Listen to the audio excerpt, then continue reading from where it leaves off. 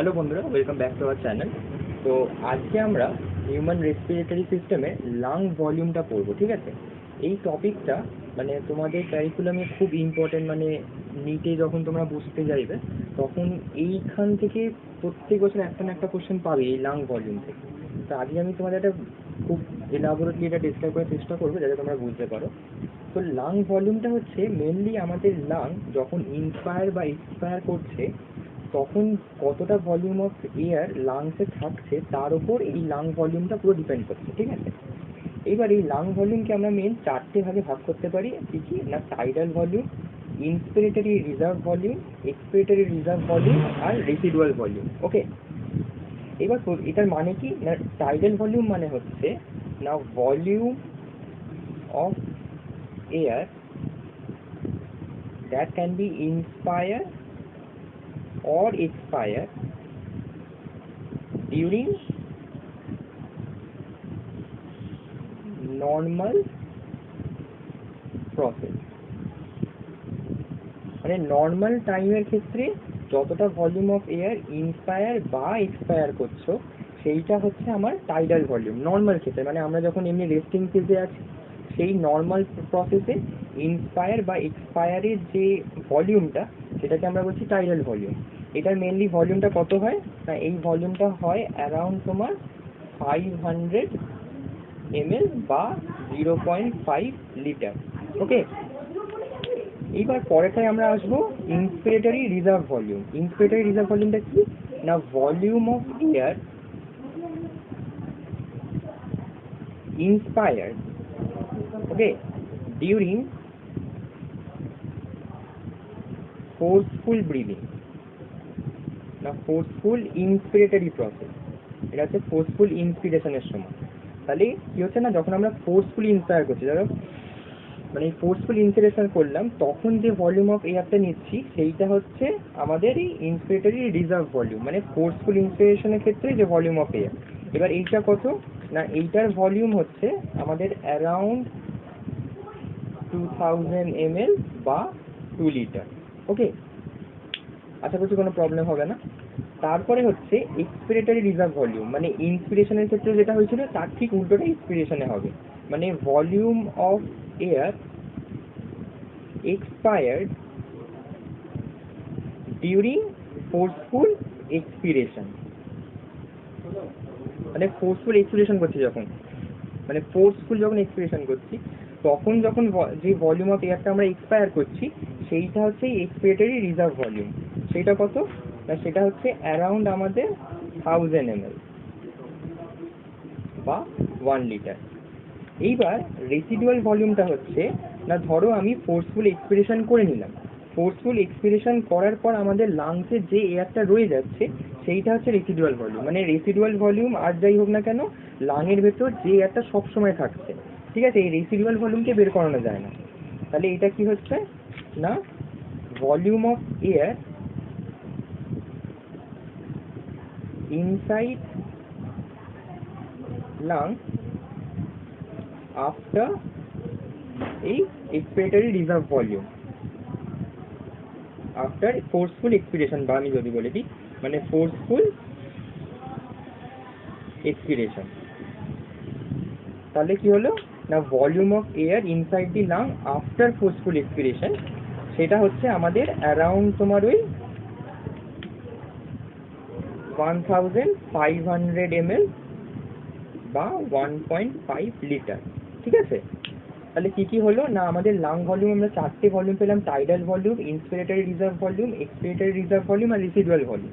Tidal volume হচ্ছে normal কেসে আমরা যে ভলিউম অফ এয়ারটা ইন্সপায়ার বা এক্সপায়ার করছি সেটা হচ্ছে টাইডাল ভলিউম, যেটার অ্যামাউন্ট হচ্ছে 500 ml বা 0.5 লিটার।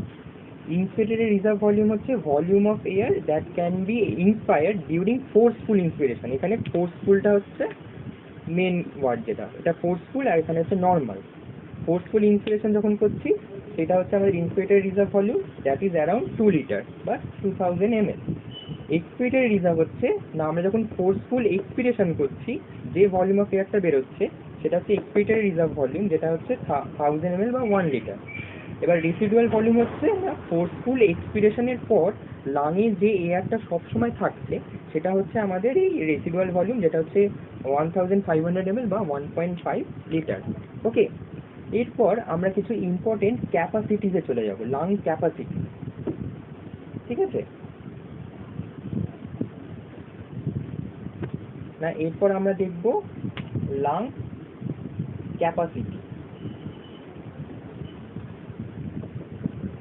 ক্যাপাসিটিটা কি না, ক্যাপাসিটি হচ্ছে সামেশন অফ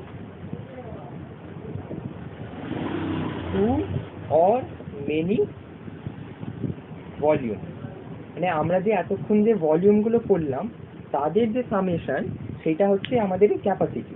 এবার ক্যাপাসিটি আবার অনেকগুলো ভাগ আছে। প্রথম ভাগটা কি না, প্রথম ভাগটা হচ্ছে ইন্সপিরেটরি ক্যাপাসিটি।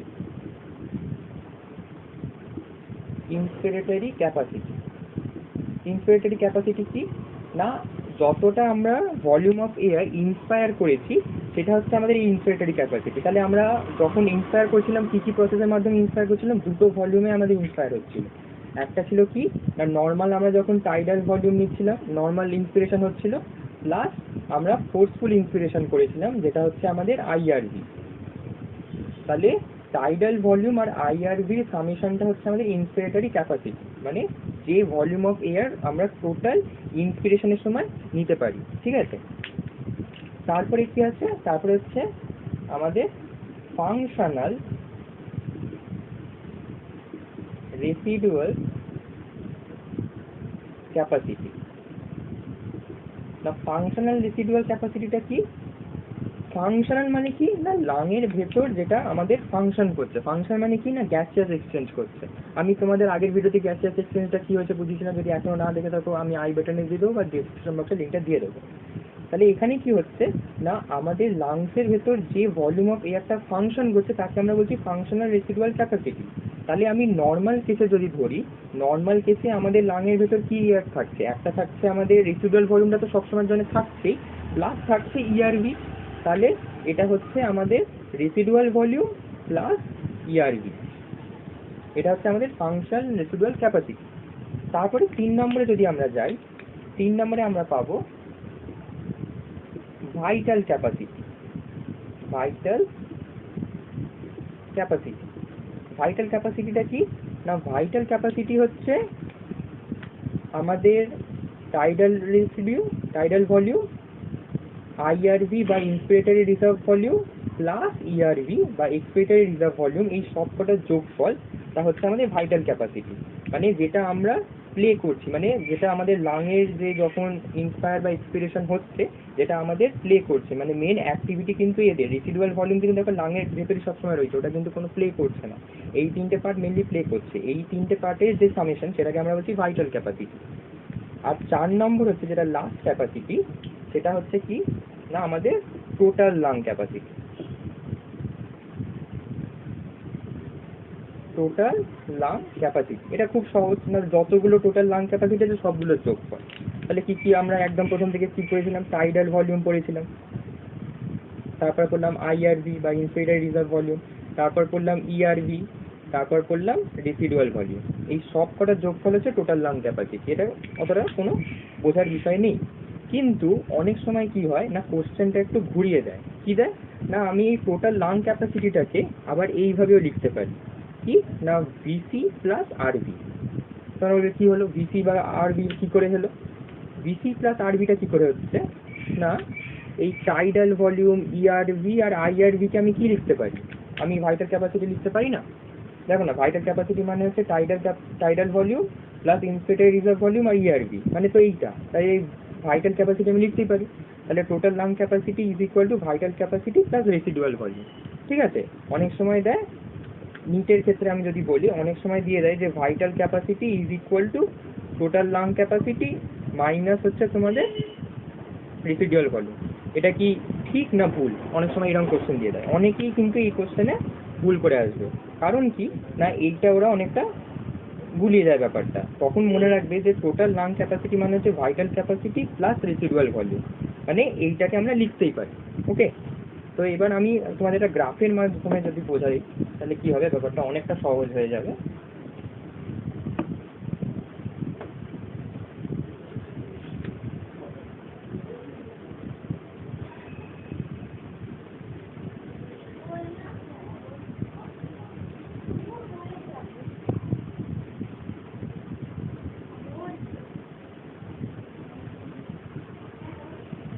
ধরো এইটা হচ্ছে আমার টোটাল লাং ভলিউম, ঠিক আছে, টোটাল লাং ভলিউম যেটা হচ্ছে আমাদের ml পার কেজি। ওকে, এবার ধরো আমি নর্মাল ইন্সপিরেশন এক্সপিরেশন করছি, normal inspiration normal expiration, normal inspiration normal expiration. এবার আমি ফোর্সফুল এক্সপিরেশন করলাম, মানে কি না ফোর্সফুল এক্সপিরেশন করছি, আমি ফোর্সফুল এক্সপিরেশন করলাম। তারপর আমি নর্মাল আবার এক্সপিরেশন করব, নর্মাল এক্সপিরেশন করলাম, এটা নর্মাল অব্দি এলো। নর্মাল ইন্সপিরেশনের করার পর আমি আবার ফোর্সফুল ইন্সপিরেশন করলাম, আবার আমি নর্মাল প্রসেসে চলে এলাম। আমি আরেকবার বলে দিচ্ছি কি হচ্ছে এখানে ব্যাপারটা।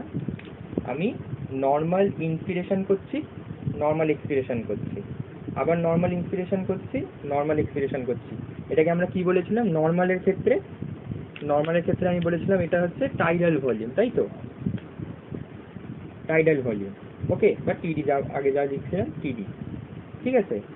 এইবার আমি নর্মাল এক্সপিরেশন, দেখো নর্মাল ইন্সপিরেশন হয়েছে, নর্মাল এক্সপিরেশন হয়েছে। নর্মাল এক্সপিরেশনের পর আমি যে ভলিউম অফ এয়ারটা এক্সপায়ার করছি সেটা কি ছিল? সেটা ছিল আমার ইআরভি বা এক্সপিরেটরি রিজার্ভ ভলিউম, তাই তো। এবার আমি আবার এখান থেকে নর্মাল ইন্সপিরেশন করলাম, নর্মাল ইন্সপিরেশনের পর আমি ফোর্সফুল ইন্সপিরেশন করছি, সেটা কি ছিল না সেটা আমার ছিল আইআরভি, তাই তো। ওকে, এইবার দেখো এই ভলিউমটা কিছু প্লে করেনি, এ দেখো আমি এক্সপিরেটরি রিজার্ভ ভলিউম যখন চলে গেল, এই ভলিউম অফ এয়ারটা কিন্তু আমাদের লাঙে সবসময় রয়েছে। তাহলে যে ভলিউম অফ এয়ারটা ইআরভির পরও রয়ে যায় সেটা কি? Residual volume. তাহলে আমি তিনটে পেয়ে গেলাম, আমি টাইডাল ভলিউম পেয়ে গেলাম, আইআরভি পেয়ে গেলাম, ইআরভি পেয়ে গেলাম, আরভি পেয়ে গেলাম। এবার যদি আমি ক্যাপাসিটিসে যাই, ক্যাপাসিটিসে যদি যাই তখন আমি কি পাবো? আমি পাবো হচ্ছে এই দুটো যোগফল। আমি যদি দেখি এখানে টিডি, এই দুটো যোগফল আমি কি পেয়েছিলাম? আইআরভি প্লাস টিডি আমি কি পেয়েছিলাম না ইন্সপিরেটরি ক্যাপাসিটি, তাই তো। আমি আগের গ্রাফে দেখেছি যে ইন্সপিরেটরি ক্যাপাসিটি। এইবার আমি যদি এই ইআরভি আর আরভি কে যদি আমি নিই, ইআরভি আর আরভি এটাকে যদি আমি নিই, তাহলে আমি এখানে কি পাবো? আমি এখানে পাবো হচ্ছে ফাংশনাল রেসিডুয়াল ক্যাপাসিটি বা এফআরসি। এফআরসি মানে হচ্ছে ইআরভি প্লাস আরভি, তাহলে এফআরসি আমরা পেয়ে গেলাম। আবার যদি ভাইটাল ক্যাপাসিটি নিই, ভাইটাল ক্যাপাসিটি মানে হচ্ছে আমাদের এতটা, মানে কি আইআরভি প্লাস টিডি প্লাস ইআরভি, এটা হচ্ছে আমাদের ভাইটাল ক্যাপাসিটি। আর এটা তো তোমরা দেখতেই পাচ্ছ, এইটা হচ্ছে আমাদের রেসিডুয়াল ভলিউম। এইবার এই পুরোটা হচ্ছে না এই টোটালটা হচ্ছে আমাদের টোটাল লাং ক্যাপাসিটি। তাহলে কি হলো আমি আরেকবার বলে দিচ্ছি, normal inspiration normal expiration, normal inspiration normal expiration হচ্ছে আমাদের টাইডাল ভলিউম। এবার নর্মাল এক্সপিরেশন আমি করে নিলাম, তারপর যে ফোর্সফুল এক্সপিরেশনটা করছি সেটা হচ্ছে আমার ইআরভি বা এক্সপিরেটরি রিজার্ভ ভলিউম, ঠিক আছে। তারপর আমি আবার নর্মাল ইন্সপিরেশন করছি, নর্মাল ইন্সপিরেশনের পর যে ফোর্সফুল ইন্সপিরেশন সেটা হচ্ছে আমার আইআরভি। ওকে, এবার আমি সব ভলিউমগুলো পেয়ে গেলাম। ইআরভির পর যে ভলিউমটা আমাদের লাঙে রয়ে যাচ্ছে সেটা হচ্ছে রেসিডুয়াল ভলিউম। এইবার অনেকগুলো ভলিউমের সামেশন হচ্ছে আমার ক্যাপাসিটি। তাহলে আইআরভি আর যে টিডির ক্যাপাসিটির যে সামেশন সেটা হচ্ছে আমার ইন্সপিরেটরি ক্যাপাসিটি বা আইসি। আবার ইআরভি আর আরভির ক্যাপাসিটির যে সামেশন সেটা হচ্ছে আমার এফআরসি বা ফাংশনাল রেসিডুয়াল ক্যাপাসিটি। আবার আইআরভি টিডি প্লাস ইআরভি এটা হচ্ছে আমাদের ভিসি বা ভাইটাল ক্যাপাসিটি, ঠিক আছে। আর টোটাল যে ভাইটাল ক্যাপাসিটি প্লাস আরভি টোটালটা হচ্ছে আমাদের টোটাল লাং ক্যাপাসিটি। এবার আমি যদি ভ্যালুগুলো পুট করি, ভ্যালুগুলো পুট করলে কীরকম হবে না, আমি বলেছিলাম এটা হচ্ছে আমাদের 500 ml, বা আমি এখানে লিটারে লিখছি, হ্যাঁ লিটারে লিখলে সুবিধা হবে, 0.5 ml। আইআরভি কত? এটা হচ্ছে আমাদের 2 লিটার, ঠিক আছে। ইআরভি হচ্ছে 1 লিটার, আইআরভি হচ্ছে 1.5 লিটার। ওকে, এটা আমি তোমাদের আগের ভিডিওতে বলেছিলাম, একদম আগের পার্টে বলেছিলাম। তাহলে আইসি হচ্ছে 2 প্লাস 0.5 এর সামেশন, এটা কত? তাহলে 2.5 লিটার, ঠিক আছে। এফআরসি এই দুটোর যোগফল, মানে এটাও হচ্ছে 2.5 লিটার, ঠিক আছে। ভাইটাল ক্যাপাসিটি কাদের কাদের যোগফল, এই আইআরবি মানে 2, ইডি মানে 0.5, আর এখানে হচ্ছে 1 মানে 3.5 লিটার, তাই তো? আর আরভি আমি পেয়েছি 1.5। তাহলে আমি টোটাল লাং ক্যাপাসিটি কত পাচ্ছি? টোটাল লাং ক্যাপাসিটি পাচ্ছি 5 লিটার। আমাদের হিউম্যানের ক্ষেত্রে in general total lung capacity হচ্ছে 5 লিটার, যেটা আমাদের, দেখো এটা একটা কোইন্সিডেন্স আছে যে হার্টও কিন্তু ম্যাক্সিমাম আমাদের পার মিনিটে এই 5 লিটার ব্লাডই পাম্প করতে পারে, ঠিক আছে? এটা মনে রাখার জন্য আমাদের সুবিধা হবে। টোটাল লাং ক্যাপাসিটি হয়ে গেল 5 লিটার। এইবার এই ক্যাপাসিটি আর ভলিউমগুলো তো গেল, এবার আমাদের একটা ক্লিনিক্যাল ফিচার এই লাং ভলিউম থেকে খুব আসে, খুবই ছোট ব্যাপার কিন্তু একটুখানি ব্যাপারটা হার্ড। সেটা হচ্ছে দুটো টার্ম তোমাদের বুঝতে হবে। একটা হচ্ছে ফাংশনাল এক্সপিরেটরি ভলিউম, আর একটা হচ্ছে ফাংশনাল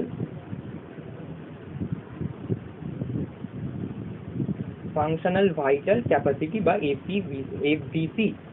তাহলে একটা হচ্ছে, আমি লিখে দিই নিচে, ফাংশনাল এক্সপিরেটরি ভলিউম, আর এটা হচ্ছে ফাংশনাল ভাইটাল ক্যাপাসিটি, ঠিক আছে? দুটো মানে কি না, দুটো মানে হচ্ছে, আমি যদি ধরো যে কোনো ওয়ার্ডে যখন ডেসক্রিপশন করবে না, ঠিক তার লাস্ট থেকে শুরু করবে। কি মানে এটার মানে কি না, volume of air that is expired functionally, okay, বা ফোর্সফুলি। সরি, আমি এটা ভুল করেছি, এখানে এটা ফোর্সফুলি হবে,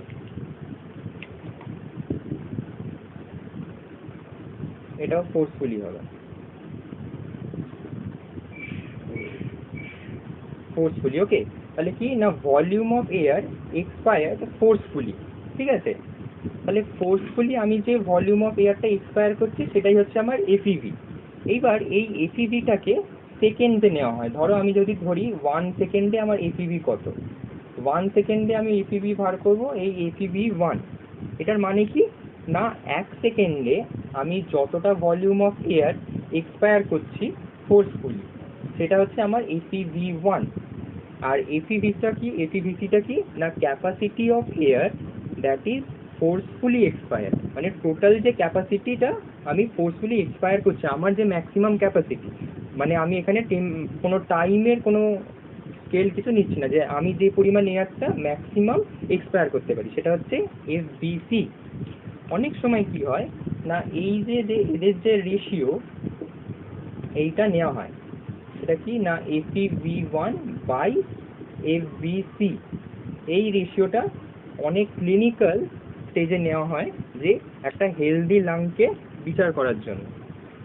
কি হয় না, যখন এই এফইভি1 আর এফইভিসি রেশিওটা ঠিকঠাক আসে, আমাদের লাংয়ের ক্যাপাসিটি মানে লাং একটা হেলদি আছে।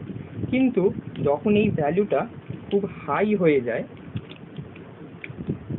খুব হাই হয়ে গেছে, ধরো খুব হাই, মানে হাই কখন হবে এই রেশিওটা, ধরো এফইভিসি খুব কমে গেছে বা এফইভি1 খুব বেড়ে গেছে, তখনই তো এই ভ্যালুটা হাই হবে। এই হাই হওয়া মানে কি না, লাংয়ের ফাইব্রোসিস হয়েছে। মানে কি, লাংয়ের যে ভেতরে যে ইন্টারনাল স্পেসটা, সেটা ফাইবার দিয়ে ভরে গেছে। তার জন্য কি হচ্ছে না, যে পরিমাণ এয়ারটা আমরা নিচ্ছি সেই পরিমাণ এয়ারই বেরিয়ে যাচ্ছে, ঠিক আছে? মানে লাংয়ে যে গ্যাসিয়াস এক্সচেঞ্জ সেটা হচ্ছে না, তখন এই ভ্যালুটা খুব বেশি হয়ে যায়। তার মানে কি, মানে তোমার লাংয়ে নিশ্চয়ই কোনো ক্লিনিক্যাল কিছু একটা ডিসঅর্ডার হয়েছে, ঠিক আছে? তখন এই ভ্যালুটা খুব হাই হয়ে যায়, মানে মেনলি হাই হয় ফাইব্রোসিসের জন্য। আবার ধরো ভলিউমটা খুব লো হয়ে গেছে, মানে এই রেশিওটা খুব লো হয়ে গেছে। এবার লো কখন হবে না, লো যখন হবে যখন এফইভিসিটা খুব বেড়ে যাবে বা এফইভি1টা খুব কমে যাবে, তখন এই ভ্যালুটা লো হবে। এটা কখন লো হয় না, ডিউরিং অ্যাস্থমার সময় এই রেশিওটা খুব লো হয়ে যায়। কারণ কি না, লাং যে পরিমাণ এয়ারটা নিচ্ছে সেই পরিমাণ এয়ারটা বার করতে পারছে না। কেন কি না, একটা রেজিস্ট্যান্স আসছে,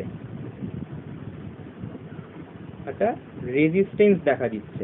এবার রেজিস্ট্যান্সটা কেন হচ্ছে না, আমাদের লাংসটা অ্যাস্থমার সময় মিউকাস দিয়ে ভরে যায়, তখন সেই মিউকাসটা একটা রেজিস্ট্যান্ট হিসাবে কাজ করে। এই রেজিস্ট্যান্সটার ফলে এই পুরো রেশিওটা অনেকটা কমে যায়, যার ফলে কি হয়, লাঙে বিভিন্ন ক্লিনিক্যাল ডিসঅর্ডার দেখা যায়। তো আমরা এই রেশিওটাকে স্টাডি করে একটা বলতে পারি যে লাঙে ফাইব্রোসিস হয়েছে না অ্যাস্থামা হয়েছে, মানে লাঙে কোনো ডিসঅর্ডার হয়েছে না সেই লাংটা হেলদি আছে। তো আশা করছি তোমাদের এই ভিডিওটা ভালো লাগবে, আর যদি ভিডিওটা ভালো লাগে চ্যানেলটাকে সাবস্ক্রাইব করো আর স্টে টিউনড উইথ আস।